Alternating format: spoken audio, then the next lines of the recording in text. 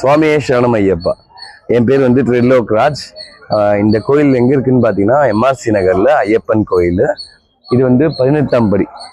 இதெல்லாம் வந்து உலகத்தில் வந்து ஒரு சில இடத்துல தான் இருக்கும். அதுவும் வந்து சென்னையில் வந்து 2-3 கோயில் இருக்கும். ஆனால் எக்ஸாக்டாக அங்கே சபரிமலையில் எப்படி இருக்கோ அதே மாதிரி தான் இந்த கோயிலில் இருக்கும்.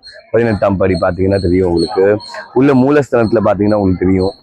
அதுக்கப்புறம் வந்து இங்கே பாருங்களேன், இந்த லெஃப்ட் ரைட் எப்பயுமே வந்து அவருக்கு பாதுகாப்பாக இருந்த, இங்கிலீஷில் சொல்லணும்னா செக்யூரிட்டிஸ் ஐயப்பனுக்கு.